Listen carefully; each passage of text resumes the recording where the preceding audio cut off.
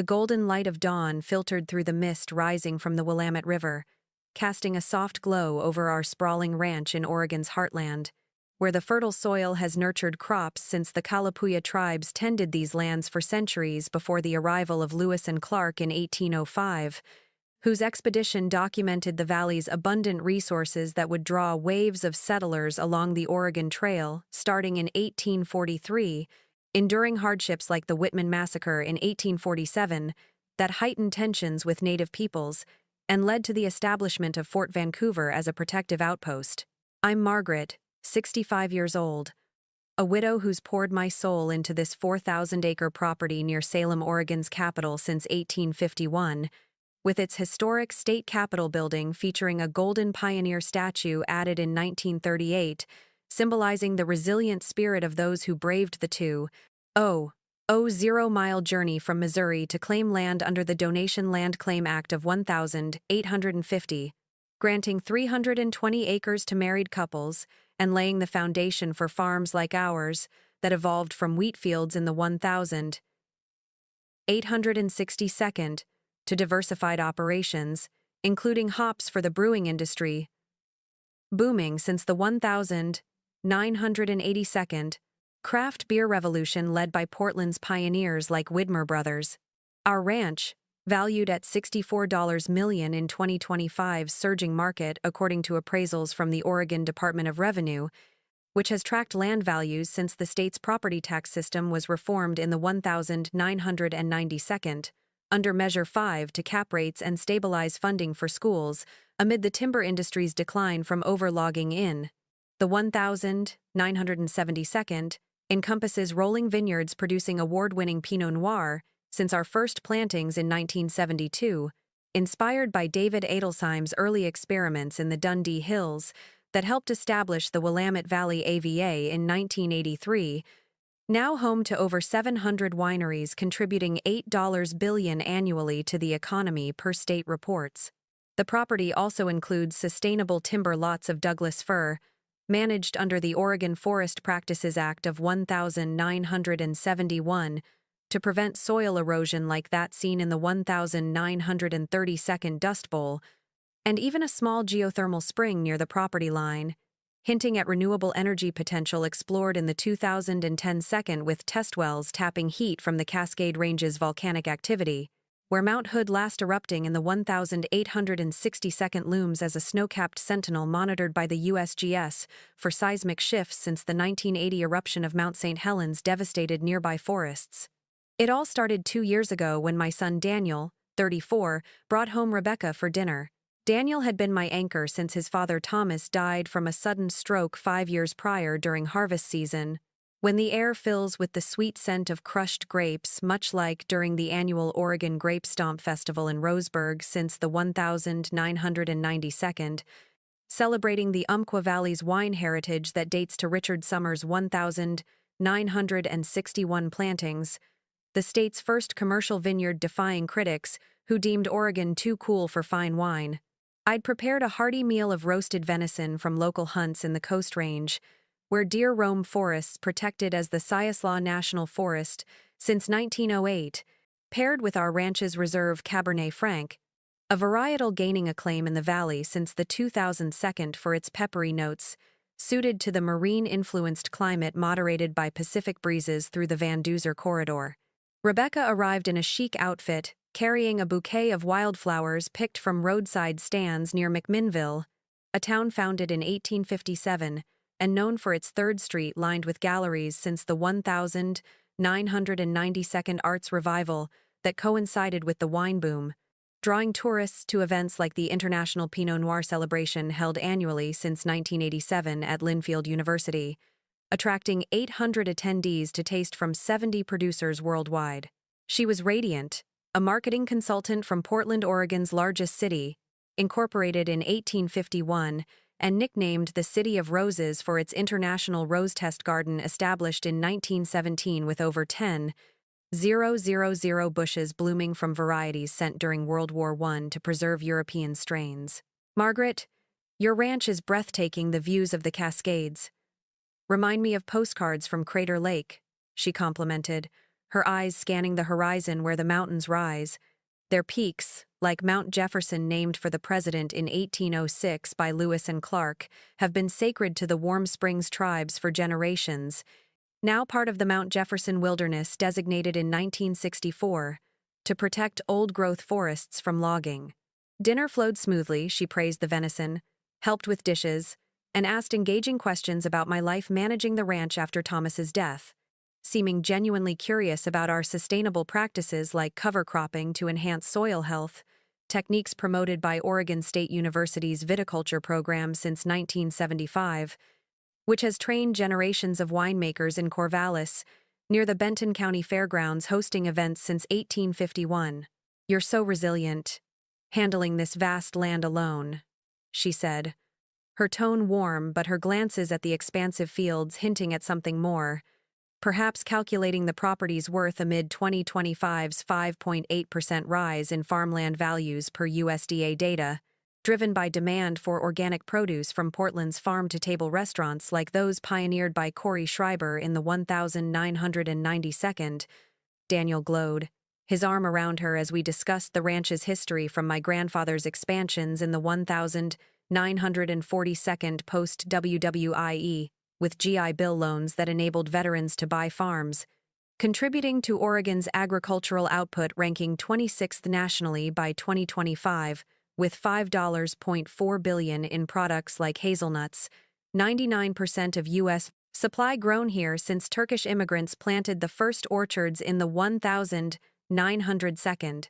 Rebecca's interest peaked when I mentioned the geothermal potential, explored in a 2012 survey by the Oregon Department of Energy, identifying hotspots near the Cascades where wells could generate clean power, like at the Newberry Volcano Project since the 1992nd, aiming for commercial geothermal by 2030 under state renewable goals, set in 2007 to reach 50% clean energy by 2040. I was pleased for Daniel. He deserved happiness after dedicating himself to the ranch, implementing drip irrigation in the 2002nd to conserve water from the Willamette Aquifer, depleted by overpumping in the 1982nd, but regulated under the 1993 groundwater management areas to prevent contamination from agricultural runoff. But a subtle unease crept in. Rebecca's compliments veered toward the land's value, mentioning twice how properties like ours fetched premiums in auctions, like the 2023 sale of a neighboring vineyard for $12 million amid the industry's consolidation by large corporations such as Jackson Family Wines, expanding in Oregon since 2013 to capitalize on the Pinot boom. Over the following months, Rebecca wove herself into our lives. Daniel proposed 8 months later at Crater Lake's rim. The caldera formed 7,700 years ago by Mount Mazama's eruption that blanketed the Northwest in ash, creating a lake of unparalleled clarity visited by 700,000 tourists annually since its national park status in 1902, with the historic Crater Lake Lodge built in 1915, offering views of Wizard Island, a cinder cone rising from the depths. I learned via a casual text with a photo of the ring against the lake's blue expanse. No excited call, just he asked. Party soon. The engagement party exclusion came subtly. Small affair at her parents' in Portland, near the Pittock Mansion built in 1914 by Henry Pittock. Overlooking the city with views of Mount St. Helens, which erupted in 1980, spreading ash across Oregon and closing airports for weeks, Daniel explained. Rebecca wants intimate, traditional. Hurt, I offered to host a family gathering in our barn, renovated in the 1952nd for community events like those at the Yamhill County Fair since 1854, with livestock shows celebrating the area's farming roots. Pause. Her side prefers their venue will do something later. The later never came. Wedding plans unfolded without me. Venue at a Portland garden inspired by the Lan Su Chinese Garden, opened in 2000 as a Ming Dynasty-style oasis built by artisans from Suzhou, China's sister city since 1988, symbolizing cultural exchange amid Oregon's Asian immigrant history from the 1852nd railroad laborers. Offers for dress shopping at boutiques near the Portland Saturday Market, the longest continuously operating open-air craft market in the U.S. since 1974, with over 400 vendors, were dismissed. Rebecca's mom handling connections to designers from the Oregon Fashion Week since 2004. 3 months ago, I inquired about dates to clear my schedule from volunteering at the Evergreen Aviation and Space Museum in McMinnville, home to the Spruce Goose since 2001, Howard Hughes's massive wooden plane from 1947 that flew once over Long Beach Harbor, showcasing aviation history from the Wright brothers' 1903 flight. Late October, Daniel said. Rebecca wants urban chic, not the ranch. The ranch's barn, with river views where salmon spawn each fall in runs protected since the 1932nd dams like Bonneville on the Columbia, balanced power with fish ladders invented in the 1910 had been Daniel's childhood vision for his wedding rustic under string lights like those at the Oregon Country Fair near Veneta since 1969, a counterculture event blending art and music. The deed call shattered everything. Margaret, at closing, "You're off the $64 million deed, Daniel, and I think it's best for our future." Shock froze me amid the vines, their leaves rustling like whispers from the wind farms in the Columbia Gorge, generating clean energy since the 2002 with turbines towering 300 feet, part of Oregon's 25% renewable portfolio by 2025, under laws passed in 2007. Why? Fresh start, send keys, no drama. Empowerment rose, I'd investigate. That evening, I contacted a lawyer in Salem specializing in estate disputes, like those over family farms divided under Oregon's inheritance laws, updated in the 2010 second to protect agricultural land from urban sprawl, ensuring conservation easements since the 1972 Land Use Planning Act that preserved 16 million acres of farmland statewide by 2025. The truth emerged. Rebecca's past forgeries in real estate deals, one in Ashland near the Oregon Shakespeare Festival founded in 1935, with its Elizabethan stage replicating London's Globe from 1599, where she'd faked a deed for a theater-adjacent property valued at $900,000 in 2022's market. Another in Bend near the Deschutes River, a whitewater kayaking hotspot since the 1992 with the Bend Whitewater Park opened in 2015, where similar scams targeted vacation homes amid the area's 6% annual growth from outdoor tourism. Rebecca had researched our ranch via public GIS maps from the Oregon Spatial Data Library, launched in the 1992 to digitize land use data from the 1973 statewide planning goals that limited development to protect farmland. Knowing its $64 million worth from timber, vines, and geothermal, the latter explored in a 2018 study by the Oregon Institute of Technology in Klamath Falls, near Crater Lake, identifying hotspots for renewable energy that could power 100,000 homes. Her chance meeting with Daniel at a wine tasting in McMinnville near the Evergreen Museum, home to space artifacts like a SR-71 Blackbird from the 1962 Cold War era, was staged.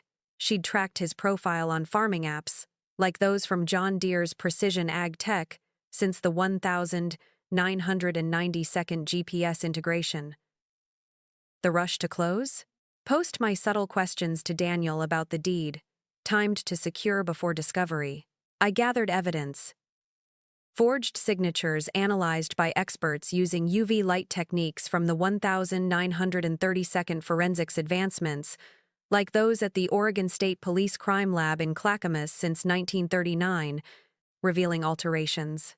Witness statements from her exes, contacted via support groups for fraud victims like those organized after the 2008 housing crisis that saw Oregon foreclosures spike 300% by 2010.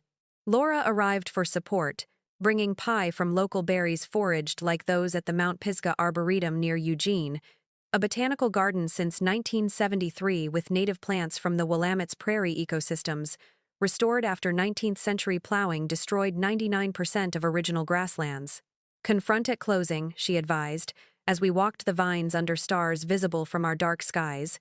where the Oregon Star Party has gathered astronomers since 1987, at Indian Trail Spring in the Ochoco Mountains, to view the Milky Way unobscured by light pollution. The closing in Salem neared, at an office near the Bush House Museum, a Victorian home from 1878 preserving Italianate architecture from the era's woolen mill prosperity. I prepared the dossier. Proof of forgery, PI reports. Lawyer letters demanding halt under Oregon's elder abuse laws strengthened in the 2010 second to protect seniors from financial exploitation, with penalties up to $250,000 fines per the Attorney General's office. Daniel, confronted privately, denied knowledge but admitted pressure. Rebecca said it'd ease inheritance taxes, like those reformed in Oregon's 2012 estate tax adjustments, exempting farms under $15 million if kept agricultural. His tears revealed manipulation, like victims in cult deprogramming cases from the 1972nd Jonestown tragedy involving Oregon recruits. We wired him for the closing, coordinating with authorities from the Department of Justice's Elder Justice Initiative launched in 2014 to combat scams targeting seniors, with stats showing 1-in-10 affected annually nationwide by 2025. At 65, resolve hardened the Valley's pioneers endured worse, like the 1847 Cayuse War following the Whitman Massacre that led to Oregon's territorial organization in 1848, paving the way for statehood. Justice awaited. The sting of Rebecca's phone call clung to me like the damp chill that settles over the Willamette Valley in late fall, when fog blankets the river's banks, veiling the landscape in a hush reminiscent of the quiet resilience of the Kalapuya people who tended these lands for millennia before the Oregon Trail brought settlers in the 1842nd, their wagon trains enduring perils like the Barlow Road's treacherous passage over the Cascades, established in 1846 to bypass the deadly Columbia River rapids that claimed countless lives during the migration's peak from 1843 to 1869. I stood on the porch of our ranch house that afternoon, the weathered cedar planks sourced from the Coast Range in the 1892nd during Oregon's timber boom, when mills supplied lumber for San Francisco's post-1906 earthquake rebuild, processing millions of board feet annually until regulated by the Oregon Forest Practices Act of 1971 to curb deforestation creaking beneath my boots as I gazed across the 4,000 acres of our family's legacy near McMinnville, a town founded in 1857 by William T. Newby and now a hub for the Willamette Valley's wine industry, which generates $8 billion annually as of 2025 per the Oregon Wine Board, with over 700 vineyards tracing their roots to pioneers like David Lett, who planted the first commercial Pinot Noir vines in 1965, defying skeptics to establish Oregon as a global wine contender. The ranch, appraised at $64 million in 2025's surging market according to Yamhill County records, up 6.4% from 2024 due to demand for organic farmland and agritourism, fueled by Portland's farm-to-table movement that began with chefs like Vitaly Paley in the 1992nd, was more than dirt and vines. It held our history. Vineyards yielding award-winning Pinot Gris since our 1978 plantings, inspired by the 1979 Galt Malo Wine Olympics, where Oregon's Erie vineyards stunned French judges. Timber stands of Douglas fir, managed sustainably since the 1932nd under New Deal reforestation programs to prevent erosion, like the catastrophic Tillamook burn fires of 1933 to 1951 that scorched 350,000 acres, and geothermal springs near the Cascades.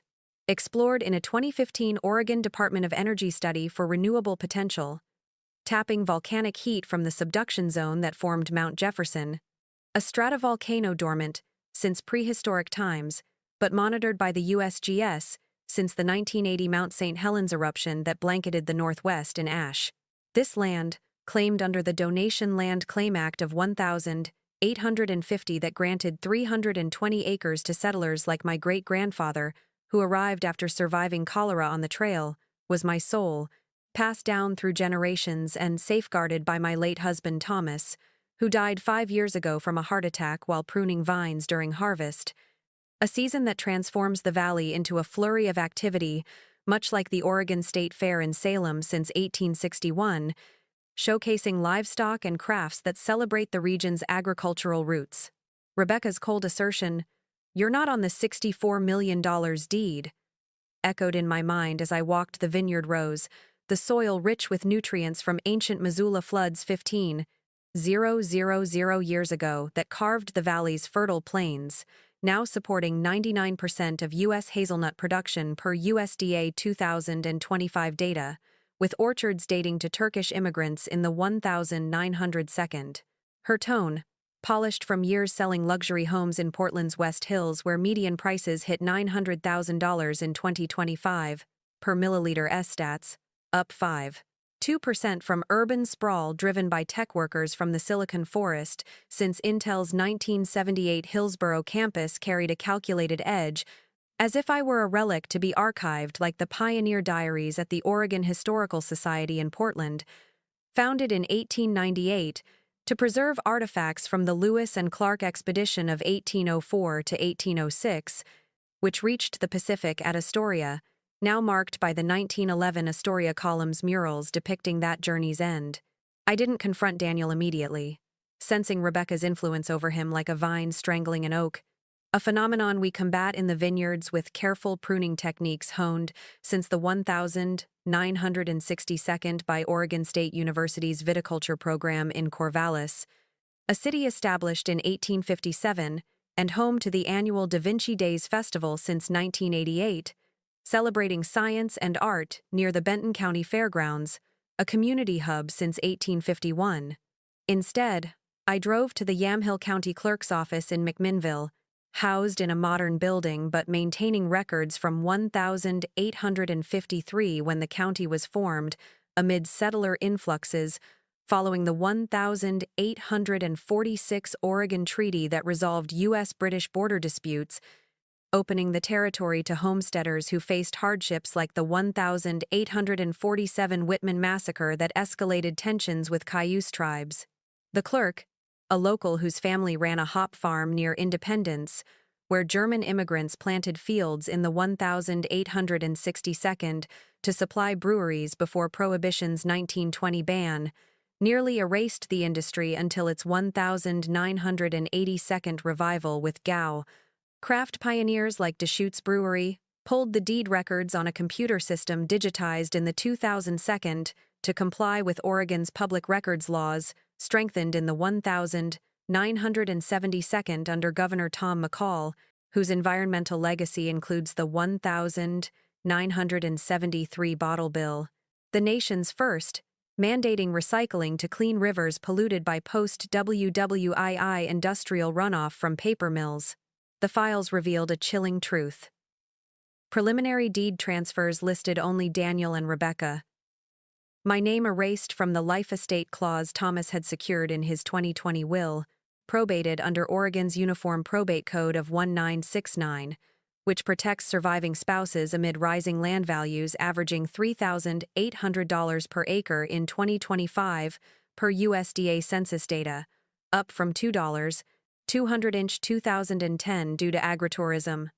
Like wine trails established in the 1982nd, connecting 500-plus tasting rooms, my signature appeared forged, the elegant loops of my M flattened, resembling discrepancies in a 2022 Polk County fraud case where fake deeds targeted vineyards worth $10 million, prosecuted under Oregon's forgery statutes, revised in the 1972nd to include digital documents as technology advanced with the microchip revolution at companies like Tektronix in Beaverton since 1946.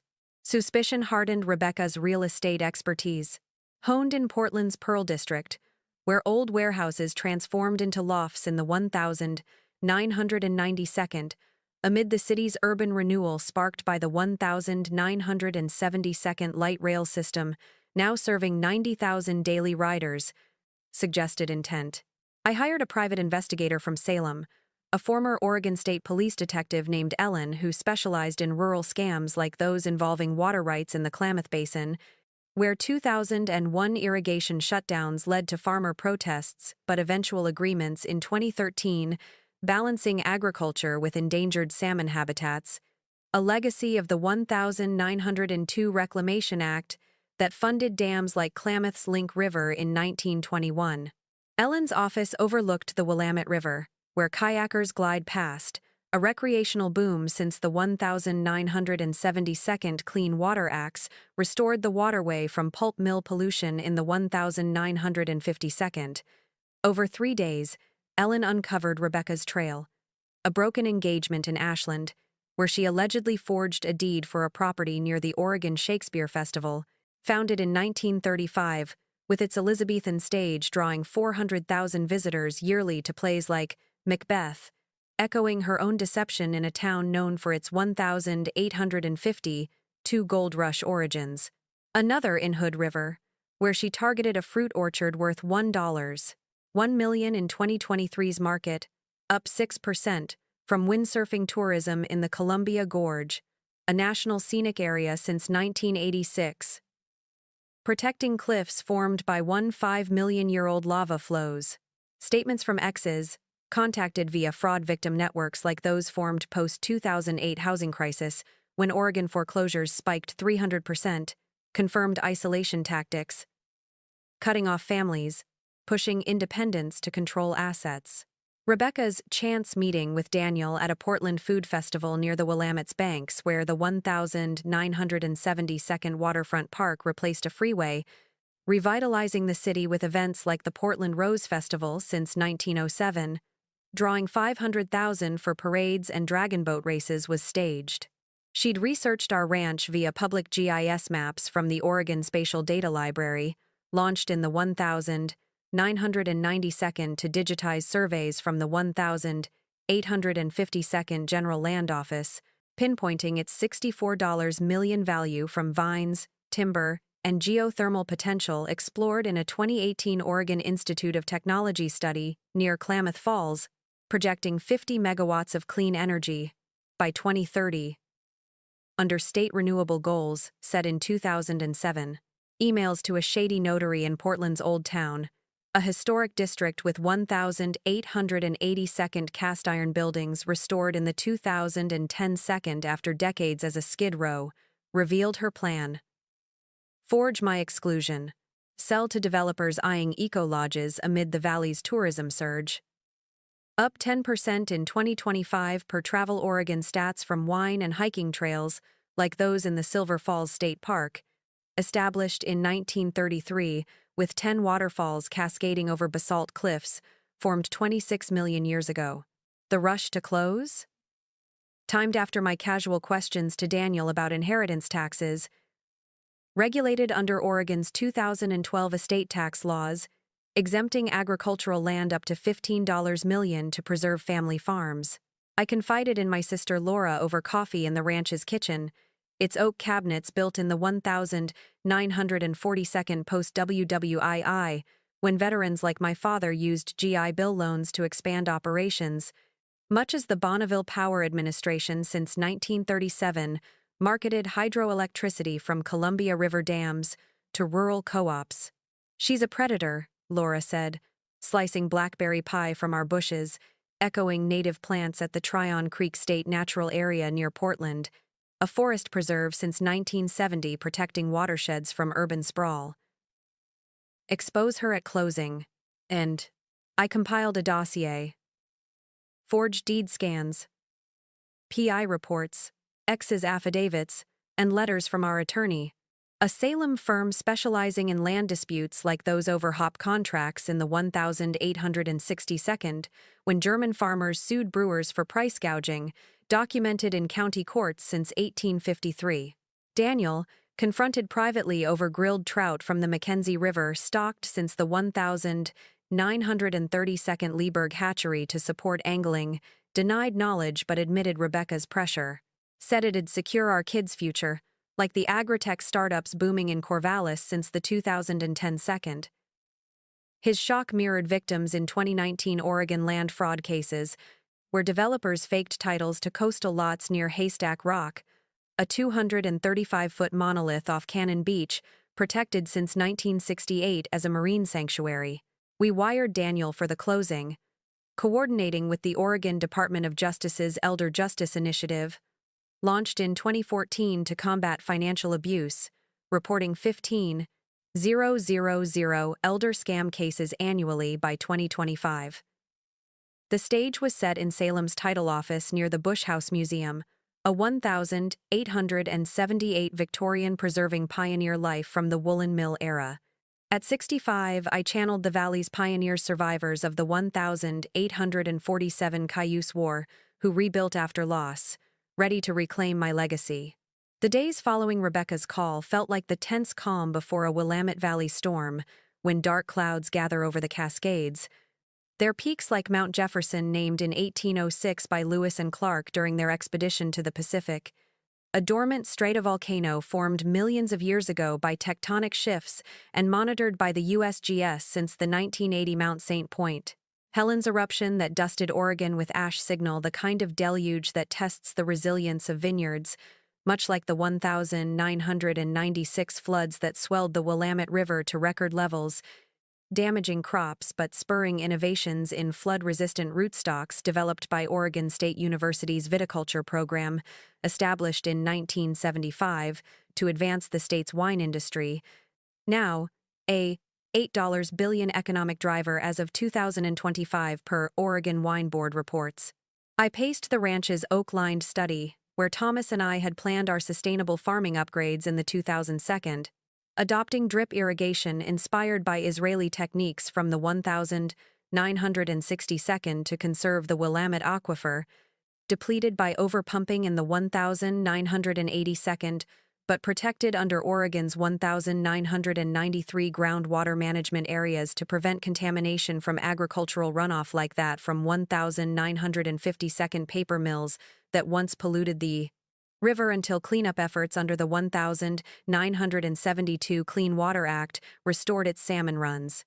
Rebecca's words, "You're not on the $64 million deed," echoed like a betrayal as sharp as the pruning shears I used on our Pinot Noir vines, a variety pioneered by David Adelsheim in the 1972 that put the Willamette Valley, Ava, designated in 1983, on the global map after outscoring French wines at the 1979 Gault Malo Olympics in Paris, elevating Oregon's reputation to rival Burgundy with over 700 wineries by 2025. The ranch, valued at $64 million per a 2025 Yamhill County appraisal, up 6.4% from 2024 due to surging demand for organic farmland and agritourism, fueled by Portland's farm-to-table movement since the 1992, led by chefs like Greg Higgins, encompassed 4,000 acres of vineyards, sustainable timber from Douglas firs managed under the 1971 Oregon Forest Practices Act to prevent erosion like the 1933 Tillamook burn that scorched 240,000 acres, and geothermal springs explored in a 2015 Oregon Department of Energy study for renewable potential, tapping volcanic heat from the Cascades where Mount Hood, last active in the 1862, looms as a cultural icon for the Warm Springs tribes and skiers at Timberline Lodge, a 1,937 WPA project with rustic stonework evoking pioneer resilience. I didn't confront Daniel immediately, sensing Rebecca's manipulation had clouded his judgment, much like the fog that obscures the river's banks in winter, a phenomenon noted by Kalapuya tribes who used controlled burns to manage prairies for camas harvests before European settlers arrived via the Oregon Trail in the 1842, enduring hardships documented in pioneer diaries at the Oregon Historical Society, founded in 1,898 Portland near the Skidmore Fountain, a 1,888 gift to the city for its horses during the pre-automobile era. Instead, I drove to McMinnville's Yamhill County Clerk's office, housed in a modern facility but maintaining records from 1853, when the county was formed amid the influx of homesteaders under the Donation Land Claim Act of 1850. which granted 320 acres to couples like my great-grandparents, who survived cholera and river crossings to claim this land. Now part of Oregon's 16 million acres of protected farmland under the 1973 Land Use Planning Act that curbs urban sprawl. The clerk, a descendant of hop farmers whose fields near Independence supplied breweries before Prohibition's 1920 ban, nearly erased the industry until its 1982nd revival with craft pioneers like Bridgeport Brewing pulled the deed records on a system digitized in the 2002 to comply with Oregon's public records laws, strengthened in the 1972 by Governor Tom McCall's environmental reforms that also led to the 1969 Public Access to Beaches Act, ensuring coastal access from places like Cannon Beach, where Haystack Rock, a 235-foot basalt monolith formed 16 million years ago, stands as a marine sanctuary since 1968. The files confirmed my fears. A preliminary transfer listed Daniel and Rebecca as sole owners. My life estate clause from Thomas's 2020 will probated under Oregon's Uniform Probate Code of 1969 to protect surviving spouses amid rising land values averaging $3.800 per acre in 2025 per USDA data erased. My signature was forged. The distinctive curve of my M flattened, resembling fakes in a 2022 Polk County case where scammers targeted vineyards worth $12 million, prosecuted under Oregon's forgery statutes updated in the 1972 to include digital signatures as technology advanced with the microchip era at companies like Tektronix in Beaverton since 1946. Rebecca's real estate background, honed selling luxury condos in Portland's Pearl District, transformed in the 1992 from warehouses into a trendy hub with breweries and galleries, echoing the city's craft beer boom since McMenamin's opened Oregon's first brew pub in 1985 pointed to intent. I hired Ellen, a private investigator from Salem, whose office overlooked the Willamette River where kayakers paddle, a recreational surge since the 1972 Clean Water Acts restored the waterway from 1952 pulp mill pollution, reviving salmon runs protected by fish ladders at dams like Bonneville on the Columbia, built in 1938 as a New Deal project powering the Northwest's wartime aluminum industry. Ellen, a former Oregon State Police detective, specialized in rural scams like those involving timber theft in the Siuslaw National Forest, established in 1908 to manage old-growth stands after 19th-century logging, depleted cedar forests used to rebuild San Francisco post-1906 earthquake.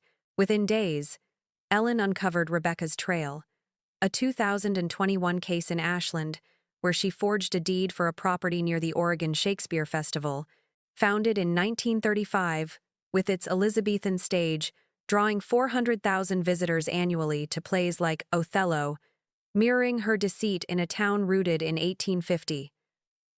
2 Gold Rush prosperity.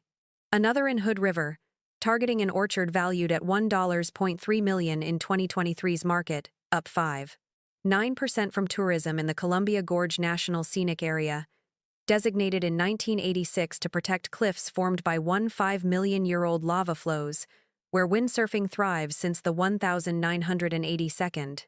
X's statements, gathered via fraud victim networks like those post-2008 housing crisis when Oregon foreclosures spiked 300%, confirmed isolation tactics, cutting off families, pushing new traditions to control assets.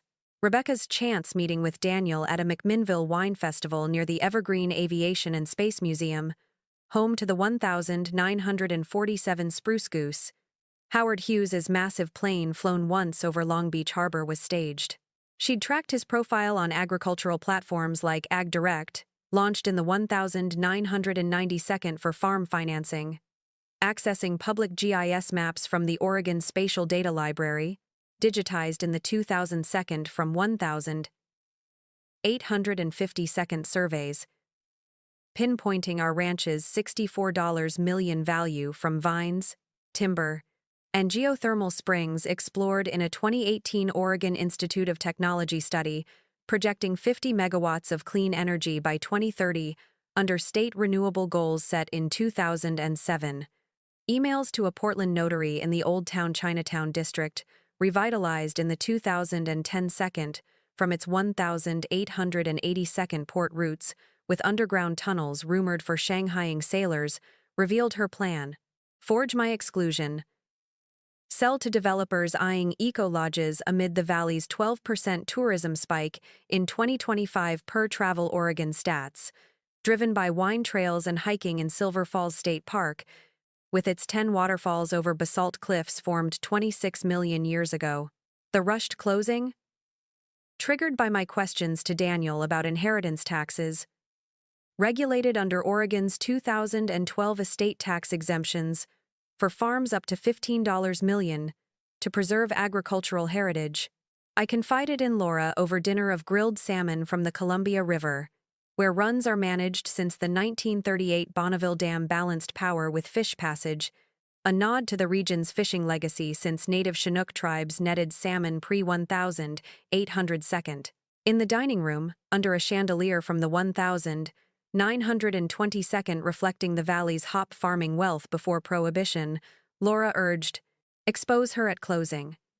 Her words echoed the resolve of pioneers who rebuilt after the 1847 Cayuse War, sparked by the Whitman Massacre and leading to Oregon's territorial status in 1848.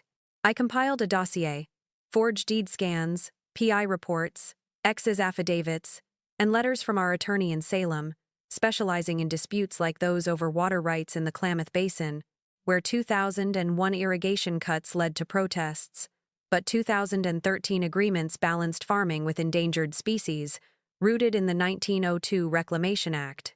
Daniel, confronted over coffee in the barn, renovated in the 1952nd for community dances like those at the Yamhill County Fair, since 1854 denied intent, but admitted Rebecca's pressure, said it'd secure our future, like solar farms trending since Oregon's 2010 second clean energy incentives. His shock mirrored victims in 2020 vineyard frauds prosecuted in Marion County, where fake titles targeted land worth $15 million.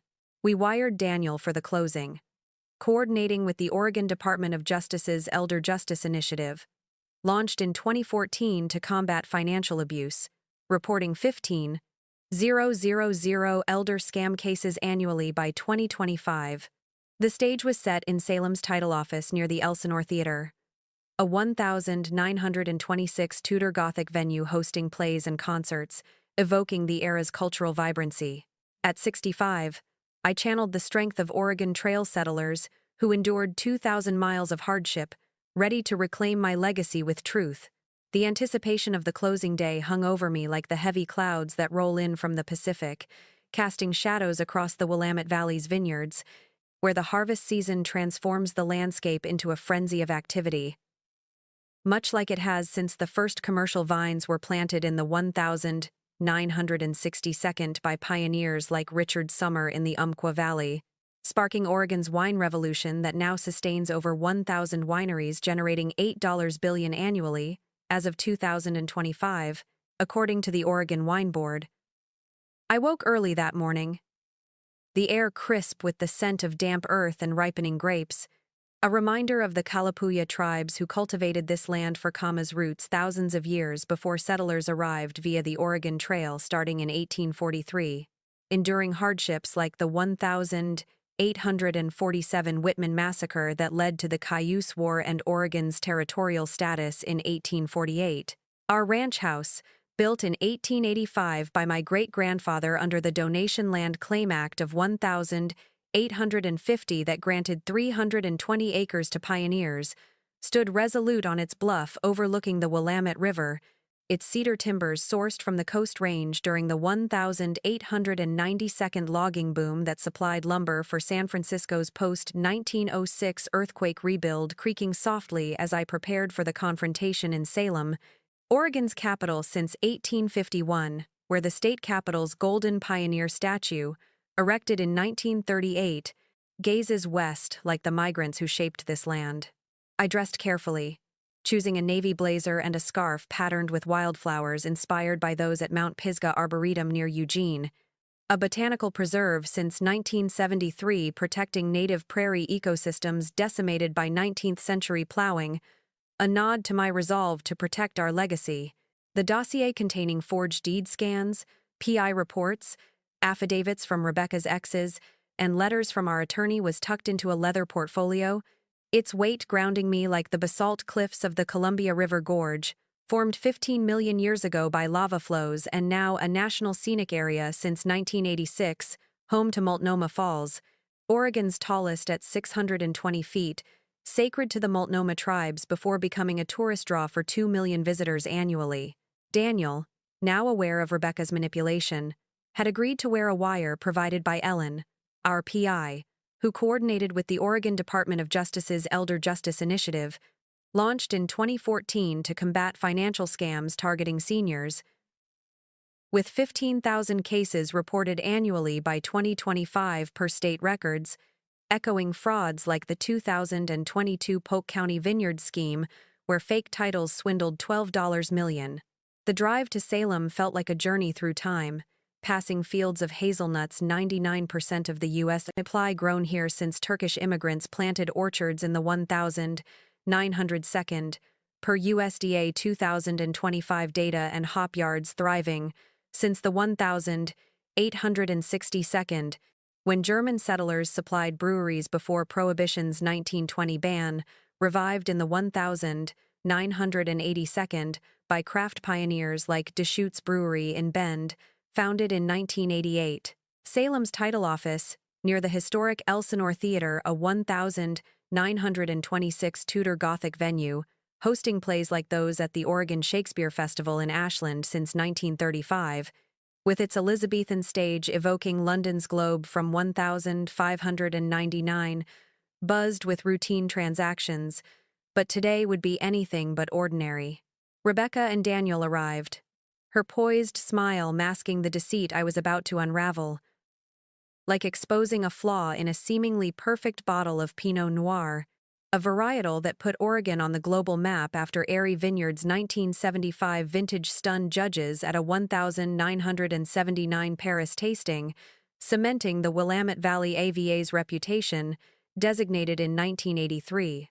The closing agent, a seasoned professional who'd handled farm transfers since the 1,992nd when Oregon's land use laws under Senate Bill 100 of 1,973 began preserving 16 million acres of farmland from urban sprawl, reviewed the documents.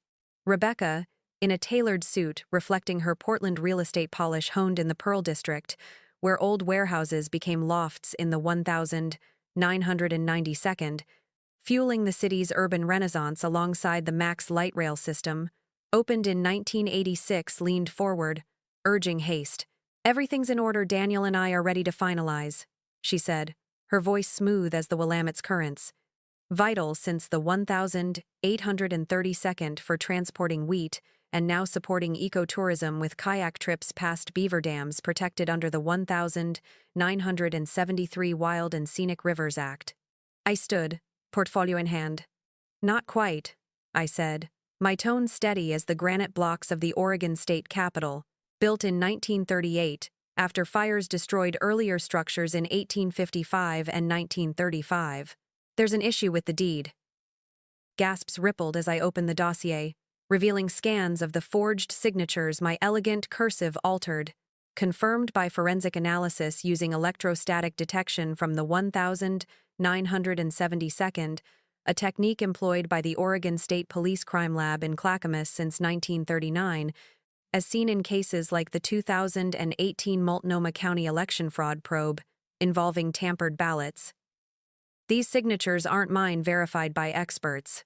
Rebecca orchestrated this, erasing my life estate from Thomas's will, probated in 2020 under Oregon's Uniform Probate Code of 1969, protecting my rights to this $64 million ranch." Rebecca's face drained of color, like the pale winter light over Crater Lake. The deepest U.S. lake formed 7,700 years ago by Mount Mazama's collapse and designated a national park in 1902, drawing 700,000 visitors yearly to its pristine waters. Daniel, wired, stammered, You forged my name too? His voice, captured by the device, trembled like the quakes monitored along the Cascadia subduction zone, since the 1982nd by the USGS, which predicts a 37% chance of a 9.0 magnitude event by 2050, echoing the 1700 tsunami that reshaped Oregon's coast. Ellen signaled from the corner, where two Oregon Department of Justice agents waited, part of the Elder Justice Initiative tackling scams like the 2023 Yamhill County vineyard fraud that swindled $15 million through fake titles. The agents stepped forward, presenting charges: forgery, fraud, and elder financial abuse under Oregon revised statutes, updated in the 2010 second, carrying penalties up to $250, 000 and 7 years, as seen in a 2024 case in Marion County, where a developer faked deeds for coastal lots near Haystack Rock, a 235-foot basalt monolith protected since 1968 as a marine sanctuary. Rebecca protested, "This is a misunderstanding, but the evidence PI reports detailing her Ashland scheme in 2021, forging a $900,000 property deed near the Oregon Shakespeare Festival's stage, and a Hood River orchard scam in 2023 worth $1.3 million, plus emails to a Portland notary in Old Town Chinatown, revitalized in the 2010 second from its 1,882nd port days with cast iron buildings was ironclad." Daniel, tears streaming, apologized. "I trusted her, thought it was for our future. Like the solar farms trending since Oregon's 2016 clean energy laws aiming for 100% renewable by 2040. His betrayal stung, but his shock mirrored victims in cult deprogramming cases from the 1972nd Jonestown tragedy, where Oregon recruits were misled, documented in Portland court records. The closing halted. The deed reverted to me under Thomas's will, upheld in Salem's probate court, established in 1850. 3 to handle pioneer estates from the donation land claim era. Rebecca was led away, her scheme crumbling like the unstable slopes of Mount Hood, monitored for landslides since the 1992nd after heavy rains triggered debris flows, impacting farms below. We returned to the ranch, the vines glowing under the setting sun like the golden hues of the International Pinot Noir celebration in McMinnville, held annually since 1987 at Linfield University, drawing 800 onophiles to taste from 70 producers. Over dinner, grilled trout from the Mackenzie River, stocked since the 1932nd Leeburg hatchery to support angling. Daniel vowed to make amends. "I'll rebuild trust, Mom, like the farmers who replanted after the 1996 floods." Woo. Laura joined us, toasting with our ranch's Pinot Gris under stars visible from our dark skies, where the Oregon Star Party gathers astronomers since 1987 the Ochoco Mountains to view galaxies unobscured by Portland's light pollution, reduced by city ordinances in the 2002nd. "You protected our legacy," she said, her words echoing the resilience of pioneers who rebuilt after the 1847 Cayuse War, leading to Oregon's statehood in 1859 as the 33rd state. The next day, Daniel began annulment proceedings in Salem's Circuit Court, leveraging Oregon's 1969 no-fault divorce laws that streamlined separations, a reform pioneered nationally to reduce acrimony. Our bond, though bruised, began to heal over walks through the vineyard, where cover crops like clover planted since the 1932nd to fix nitrogen and prevent erosion, like the Tillamook Burns devastation, symbolized renewal. I contacted the Oregon Historical Society, volunteering again to share stories of the Valley's pioneers at their Portland Museum near the Skidmore Fountain, a 1888 landmark honoring the city's early days. Rebecca faced trial, her charges echoing a 2020 case in Multnomah County where a real estate agent faked titles to coastal properties, prosecuted under Oregon's elder abuse laws, strengthened in 2014 to protect seniors from scams costing $1 billion annually nationwide, per AARP 2025 reports. The ranch remained ours, its $64 million value driven by vines, timber, and geothermal potential explored in a 2018 Oregon Institute of Technology study secure. At 65, justice tasted sweeter than our reserve Chardonnay. The river's flow a testament to enduring strength, like the pioneers who carved homes from this wilderness, surviving odds to build legacies that stand firm against betrayal.